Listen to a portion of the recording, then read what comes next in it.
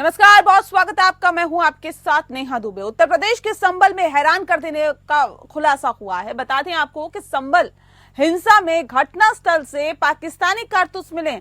यहां से Pakistan ordnance factory की गोलियां बरामद की गई है। इस मामले में गंभीरता देखी जा रही है और पाकिस्तानी कनेक्शन होने की संभावना को देखते हुए एसपी ने कहा है कि एनआईए की तरफ से इसकी जांच की जा सकती है। संभल में जांच के दौरान हिंसाग्रस्त इलाकों में नाली और सड़क किनारे POF लिखे हुए कारतूस मिले हैं।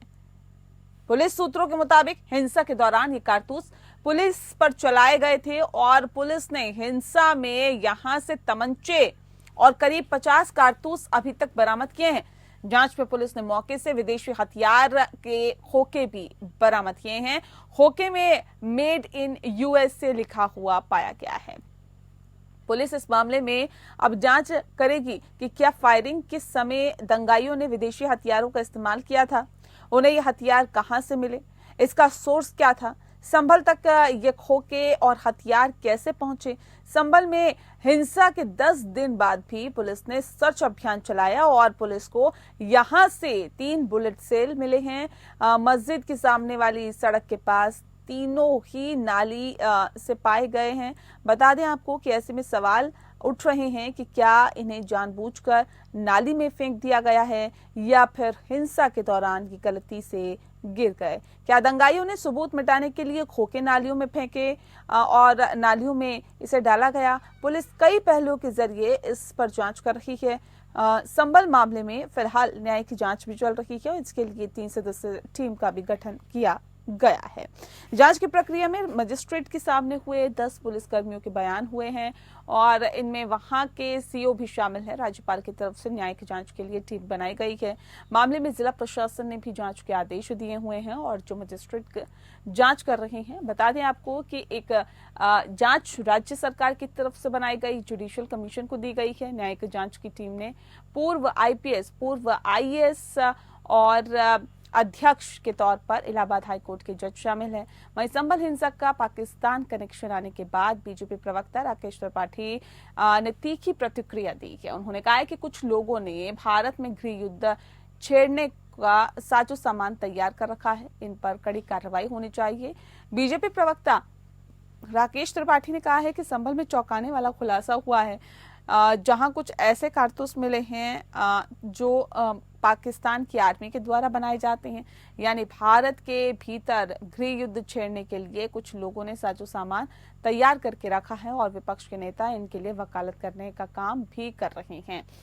ये लोग उनके साथ खड़े हैं जो पाकिस्तान के असलहों के साथ हिंदुस्तान की पुलिस पर फायर झोंकने में भी बाज नहीं आते हैं।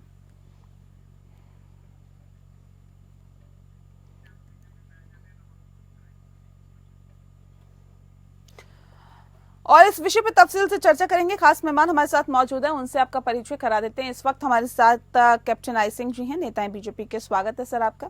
हमारे साथ अतुल यादव जी जुड़ गए हैं, समाजवादी पार्टी के प्रवक्ता हैं। आपका स्वागत है अतुल जी। और वेद भूषण जी हमारे साथ जुड़ गए हैं, पूर्व ACP हैं दिल्ली पुलिस की। बहुत बहुत स्वागत है वेद भूषण जी आपका भी। इस खास कार्यक्रम की शुरुआत कैप्टन आई सिंह जी के साथ कर लेते हैं। कैप्टन आई सिंह जी, इसे किस तरह से देखते हैं, क्योंकि ये तो पाकिस्तान कनेक्शन भी सामने आ रहा है, जो चीजें वहां से बरामद हुई है। जी, ये संभल का कनेक्शन पहले भी आतंकवादियों से सब निकल चुका है और वहां पे एक बार नहीं कई बार आतंकवादी वहां पे गिरफ्तार भी पुलिस ने किए थे। मगर समस्या ये है कि आतंकवाद को बढ़ावा देने वाले, आतंकवाद को पनाह देने वाले, इनका समर्थन करने वाले कौन है, जो आज संसद में भी खड़े होकर इनका समर्थन कर रहे हैं, कह रहे हैं कि ये तो गलत है, इनके ऊपर अत्याचार हो रहा है, इनको सताया जा रहा है। सरेआम वहां पे अमलीसन हथियार पाकिस्तान निर्मित पकड़े जा रहे हैं और फिर भी एक कुछ नेता ऐसे हैं जो उनके बचाव में खड़े हैं। वोट बैंक के पीछे इस तरह से ये नेता अंधे हो चुके हैं। मैं तो नेहा जी आपको याद दिलाना चाहूंगा कि जब हमारा देश पहले भी जब गुलाम हुआ था तो ऐसे लोगों की ही वजह से हुआ था। उन्होंने भी यही किया था कि अपनी राजशाही गद्दी बची रहे, देश गुलाम होता है तो हो जाए। आज उसी रास्ते पर समाजवादी पार्टी, कांग्रेस पार्टी आज उसी रास्ते पे चल रही है। ये एक समुदाय विशेष का वोट लेने के लिए इतनी जल्दी हो चुकी है कि भले ही देश में आतंकवादी आ जाए, देश चाहे कितना भी आतंकवाद ग्रस्त हो जाए, कितनी भी घटना हो जाए, इनकी आंखों में पट्टी बंधी है। उनको ये निर्दोष बताने में तुरंत खड़े हो जाते हैं आगे होके। शर्म आना चाहिए ऐसे नेताओं को। और मैं पूरे देश से ये जो है ना विशेष करके दरखास्त करना चाहूंगा कि ऐसे नेताओं को पहचानिए। ये तुम्हारे देश को खंड खंड करने में लगे हुए हैं अपनी राजनीति चलाने के लिए। तो पहचानिए और इनको दोबारा मौका ना दे, नहीं तो ये देश को तुम्हारे को फिर खंड खंड कराएंगे और देश को गुलाम कराने में कहीं। ठीक है, अतुल जी भी हमारे साथ जुड़ा हुआ। अतुल जी देखिए, तो कह रहे हैं जो सामान बरामद हुआ ये तो चलिए ठीक है, पुलिस अपना काम कर रही है, बाकी कंपनियां अपना काम कर रही हैं, लेकिन जो नेता इनका समर्थन कर रहे हैं क्या वो सही है? ये तो देश को खंड खंड करने का काम कर रहे हैं। और इनके प्रवक्ता तो ये कह रहे हैं कि गृह युद्ध छेड़ने का साजो सामान तैयार कर रखा था और जिसका समर्थन कुछ खास तौर पे नेता कर रहे हैं। ये सही है क्या उनका समर्थन करना? देखिए नेहा दुबे जी, आपने देखा होगा हमारे माननीय राष्ट्रीय अध्यक्ष जी के द्वारा लोकसभा में ये कहा गया है कि जो पुलिस है ना उसके द्वारा जो कई बार क्या है निष्पक्ष कार्य नहीं किया जा रहा है, कुछ लोगों को, निर्दोष लोगों को भी मतलब फंसाया जा सकता है। एक निष्पक्ष जांच एजेंसियां जो है उनसे जांच हो जाए, एक चीज। दूसरी चीज क्या है कि जांच को कोई भी नहीं कुछ कह रहा है, वो कह रहे हैं कि किसी भी निर्दोष को ना फंसाया जाए। जब पुलिस के द्वारा जो ये वेपन से फायर किया गया या जो भी ये आरोप लग रहे हैं वो है, उसकी भी निष्पक्ष पुलिस के खिलाफ हत्या का केस दर्ज होना चाहिए। नहीं, ये जो सामान बरामद हुआ है सर, अतुल जी, पुलिस ने जब जांच शुरू की तो फॉरेंसिक टीम को सर्च ऑपरेशन में मौके से पाकिस्तान ऑर्डिनेंस फैक्ट्री के 9 FM का 2 मिस फायर, एक खोखा बरामद हुआ है। सुनिए, अरे सर सुनिए, तो इसके साथ ही 12 बोर के 2 खोखे, 32 बोर के 2 खोखे बरामद हुए हैं। ये बताइए कि इतना जब साजो सामान तैयार रख रखा था तो मतलब ये तो बड़े तौर पर गृह युद्ध छेड़ने की तैयारी थी जी। इतनी अगर ऐसी कोई घटना घट रही है तो उत्तर प्रदेश की वहाँ की पुलिस, वहाँ के SSP को तुरंत सस्पेंड कर देना चाहिए, नौकरी से भी सस्पेंड कर देना चाहिए अगर ऐसी कोई घटना घटी है तो। ये एक चीज भाजपा की, कल भी आपके चैनल पे मैं मौजूद था और एक भाजपा प्रवक्ता द्वारा कहा गया कि हमारा तो पुलिस से कोई लेना देना नहीं, यही तो बात कही थी। तो कहीं ना कहीं ये हीला हवाली जो है ये पुलिस की है और पुलिस का इंटेलिजेंट फेलियर है। ये कई चीजें ऐसी हो जाती हैं, अगर कोई ऐसी घटना घटी तो उत्तर प्रदेश सरकार को तो चलने का कोई औचित्य नहीं बनता है, इतनी बड़ा फेलियर है। ये वेदभूषण जी भी हमारे साथ जुड़े हैं, मैं आती हूँ सर, आपने वैलिड पॉइंट उठाया है, मैं अभी वेदभूषण जी का सीधा रुख कर लेती हूँ। वेदभूषण जी, ये पुलिस की कार्यप्रणाली पर कितना बड़ा सवालिया निशान खड़ा करता है कि इतने हथियार सर जमा हो जाते हैं, इकट्ठे हो जाते हैं और पुलिस को इसकी भनक तक नहीं लगती, और जब लगी तो ये जो हालात है संभल के वो इतने ज्यादा खराब हो चुके थे। देखिए नेहा जी, संभल और मुरादाबाद का एक बड़ा पुराना दंगों का इतिहास रहा है। ये पहला बार नहीं है कि वहाँ पर इस तरह के दंगे हुए हैं। हिंदू मुस्लिम दंगों के लिए संभल और मुरादाबाद जाना जाता रहा है, क्योंकि मुस्लिम बाहुल्य क्षेत्र है संभल, और वहाँ पर इस तरह के दंगे सभी गवर्नमेंट के टाइम पर होते रहे हैं। अब ये दंगों की जैसे जैसे परतें खुल रही हैं, तमाम चीजें क्लियर हो रही हैं।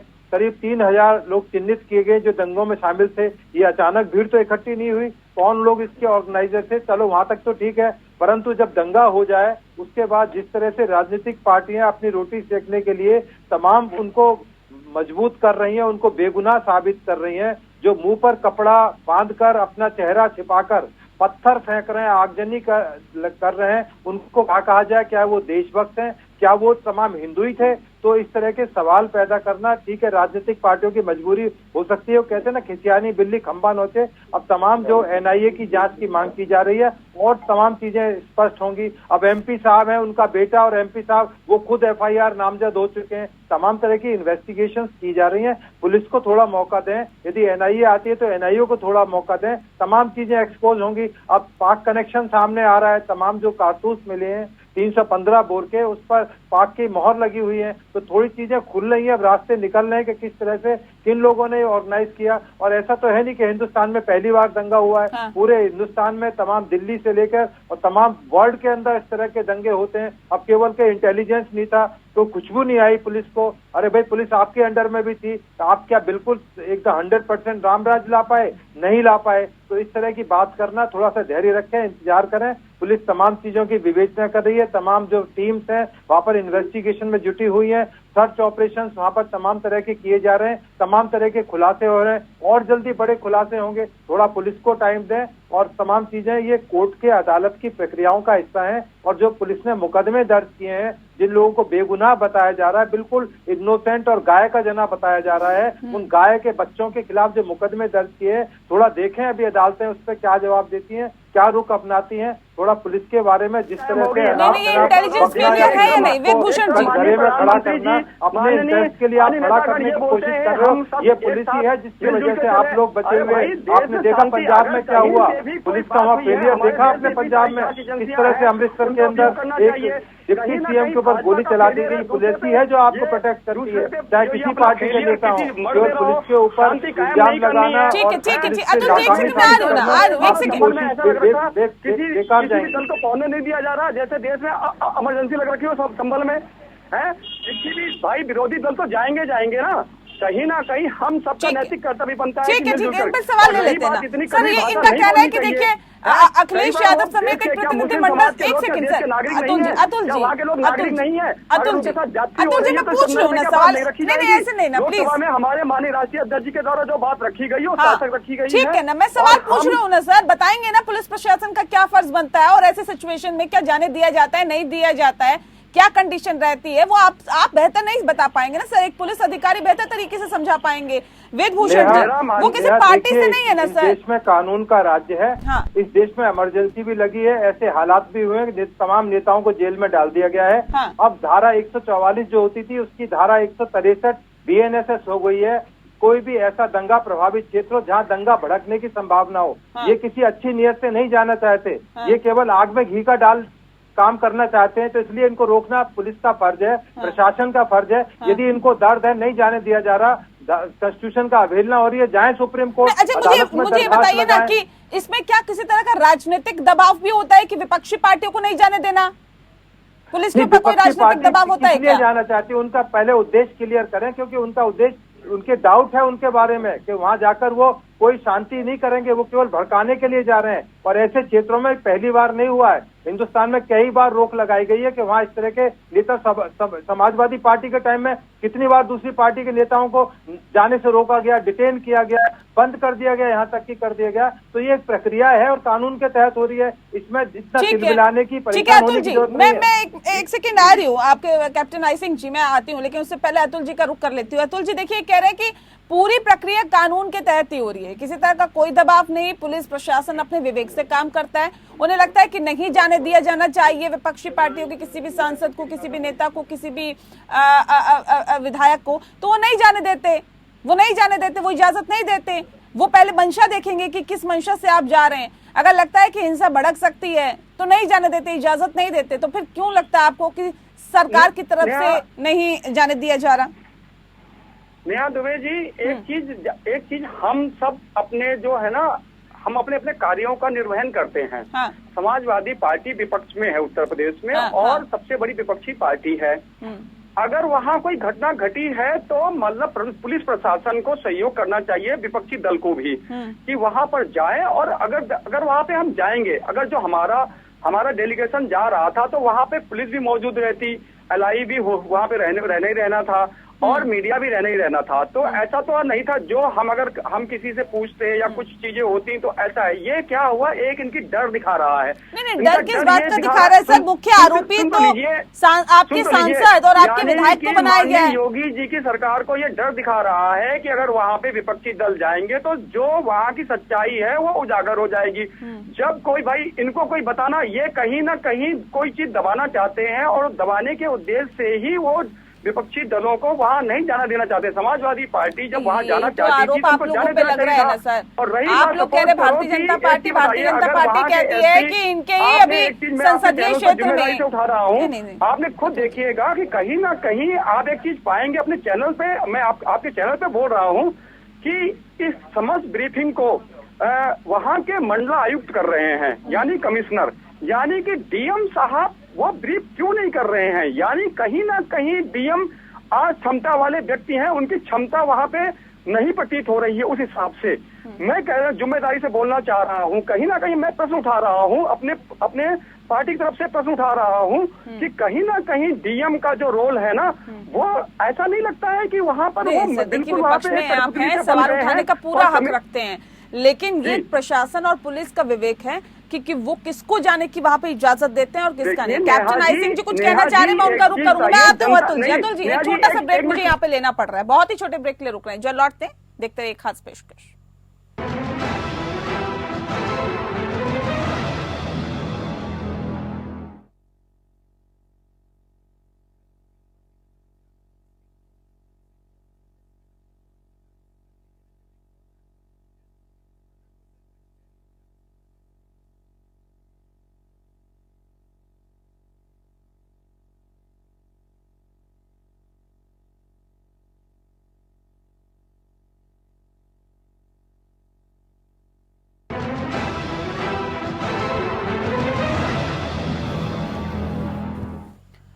चलिए ब्रेक के बाद स्वागत है आपका और खास मेहमान लगातार हमारे साथ जुड़ा हुआ है। सीधे रुक कर लेते हैं कैप्टन आई सिंह जी का। कैप्टन आई सिंह जी, सवाल इस बात को लेकर है, देखिए सीधे सीधे कहा जा रहा है राजनीतिक विद्वेष की भावना से आप लोग नहीं जाने देना चाहते, आप लोगों ने सख्त मना करवा रखा है पुलिस प्रशासन के जरिए कि विपक्षी पार्टी के कोई भी नेता वहां पर ना पहुंचे, किस बात का डर है सर?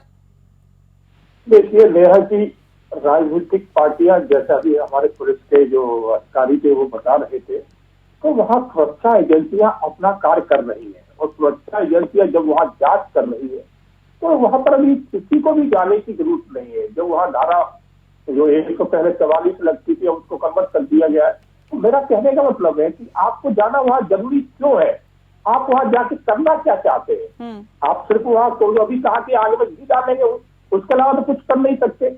जब वहाँ पाकिस्तानी कनेक्शन निकला है, पाकिस्तानी हथियार अमनीशन बरामद हो रहा है और पहले भी वहाँ जो टेररिस्ट टाइप के लोग बरामद हो वहां से पकड़े गए, गिरफ्तार हो चुके हैं, तो जांच एजेंसियों को काम करने दीजिए। आपको डर क्या है? अगर आपको लग रहा है वहाँ कुछ गलत हो रहा है तो आप न्यायपालिका की शरण लेना, आप हाई कोर्ट में जाए, सुप्रीम कोर्ट में जाए कि भाई चलिए शासन और प्रशासन दोनों गलत कर रहे हैं। बिल्कुल आपके लिए रास्ते खुले हुए, मगर जिसका जो काम है वो तो करने दे। जांच एजेंसियों का जो काम है वो अपना कर रहे, उनको करने दे। आप उनके सामने बाधा क्यों बनना चाहते हैं?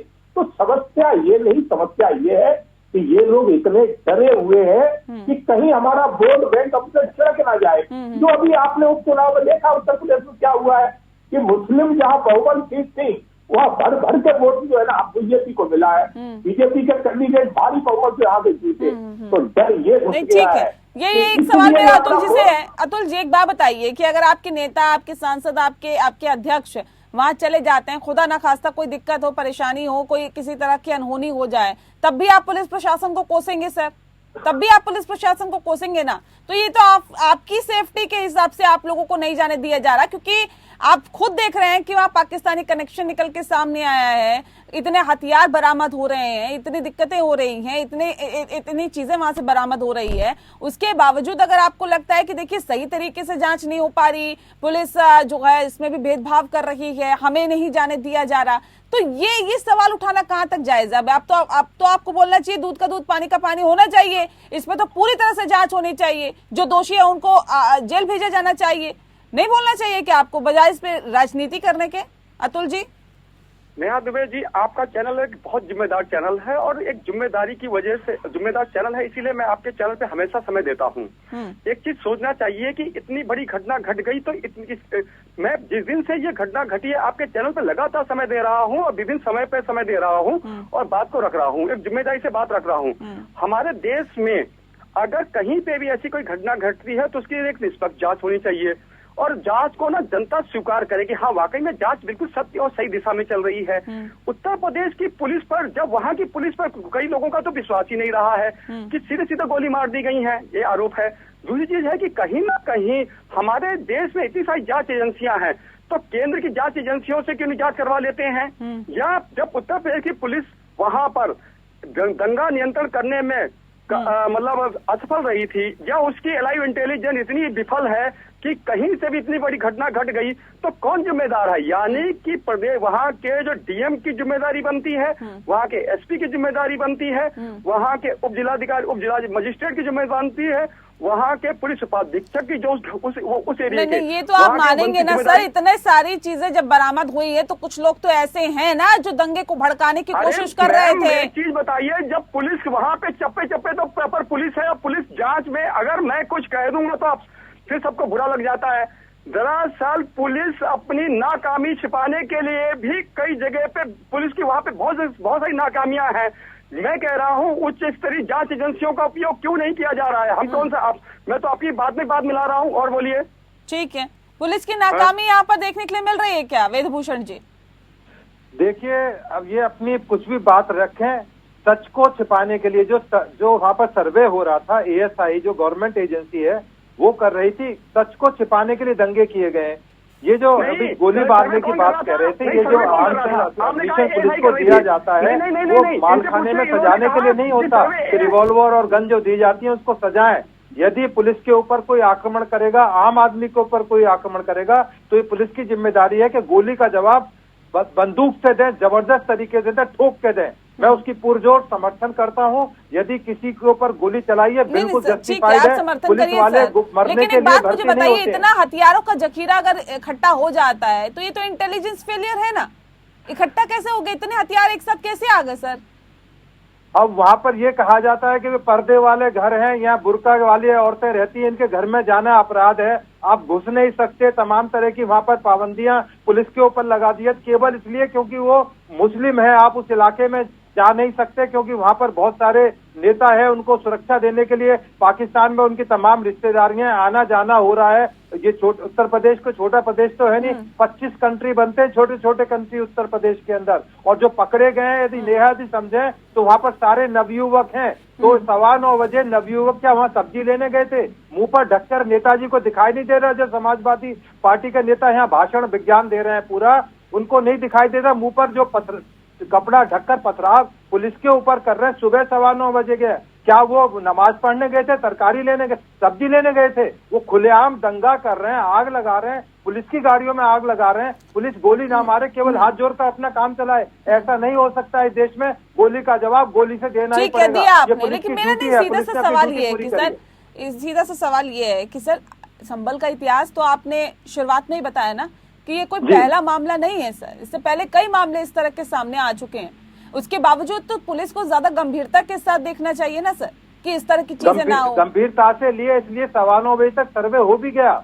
जैसे ही सर्वे समाप्त हुआ उसके बाद ये तमाम जो दंगा था ऑर्गेनाइज था और तमाम एकदम भीड़। आप देखो 2750 आदमी तो चिन्हित किए गए, अभी तो इन्वेस्टिगेशन की शुरुआत भर हुई है। तो ये जो नवयुवक लाए गए थे, कौन थे, कहाँ से आए? क्या पाकिस्तान से तो आए नहीं होंगे या दिल्ली से नहीं गए होंगे, उसी मोहल्ले पड़ोस संभल के आदमी रहे होंगे। इनके बारे में चूंकि मुस्लिम है इसलिए चुप लगाएंगे, उनको खुश करना है इनको, क्योंकि वोट लेने। परंतु पुलिस को वोट नहीं लेने, प्रशासन को वोट नहीं लेने, उनको आम आदमी को बचाना भी और अदालत के जो आदेश है उनका निर्वहन भी करना, अपनी ड्यूटी भी पूरी करनी है। तो ये भाषणबाजी का समय नहीं, थोड़ा इंतजार कीजिए। ठीक है, कैप्टन आई सिंह जी, मैं सर आती हूँ। कैप्टन आई सिंह जी, देखिए यहाँ पे तो सीधा कहा जा रहा है कि एक मसला ठंडा होता नहीं और भारतीय जनता पार्टी को दूसरा मसला चाहिए होता है हिंदू मुस्लिम करने के लिए। यानी कि भारतीय जनता पार्टी अपने एजेंडे पे काम करती है, उन्हें नहीं मतलब है कि देश में क्या हो रहा है। ऐसा है क्या? नेहा जी, भारतीय जनता पार्टी जब से उत्तर प्रदेश में सरकार आई है बीजेपी की, योगी आदित्यनाथ के सानिध्य में, आपने देखा होगा कि वहाँ का माहौल कितना बदल चुका है। यही उत्तर प्रदेश, इसी उत्तर प्रदेश में आज खुलेआम LMG अनऑथराइज हथियार जो आर्मी के पास होता है, सुरक्षा बलों के पास होता है, LMG लेके गुंडे घूमते थे मुख्तार अंसारी जैसे, और खुलेआम उस पे चलते थे जिप्सी पे। और यही इनकी मुलायम सिंह अखिलेश की सरकारें हुआ करती थी। और पीछे से पुलिस और उनके साथ रखी जाती थी कि इनके संरक्षण में रहो। तो ये बात कर रहे, इनके टाइम में कितना गुंडा राज था उत्तर प्रदेश में। कहीं नहीं आप लोगों, अगर कहीं नहीं आप लोग पिछड़ी जात के अगर मुख्यमंत्री होता है तो उस पर आप लोगों को उंगली उठाने में मिल जाता है। अगर अनुसूचित जात का मुख्यमंत्री होता है तो उससे आप सोचने लग जाते हैं। कहीं भी आप नहीं चाहते कि पिछड़ी जात में कोई मुख्यमंत्री बने। आप तो पीडीए के विरोधी हैं, पीडीए के विरोधी हैं आप लोग, पिछड़ी जात के लोगों का विरोध करते हैं आप लोग। Captain I Singh ji please, मैं देखिए आपसे विनम्र निवेदन करती हूँ, कर्तव्य बन जाता है। कहीं ना कैप्टन कहीं आई सिंह जी, सर्वसमाज एक की बात सेकंड, किया एक सेकंड, कीजिए। अतुल जी, एक second. Captain I Singh ji, आपकी आवाज बंद है सर, आपकी आवाज बंद है captain I Singh ji, captain I Singh ji आपकी आवाज बंद है सर। और मैं आपसे निवेदन कर रही हूँ, कृपया ऐसी भाषा का इस्तेमाल करें ना सर जो नेशनल टेलीविजन पर कम से कम किसी को सुनने में भी अच्छी लगे। इस तरह से अगर आप अभद्र भाषा का इस्तेमाल करेंगे तो वो कतई बर्दाश्त नहीं होगी। बहरहाल बहुत शुक्रिया सर आप सभी का हमारे साथ इस खास कार्यक्रम के माध्यम से जुड़ने के लिए। खास पेशकश में फिलहाल इतना ही। नमस्कार।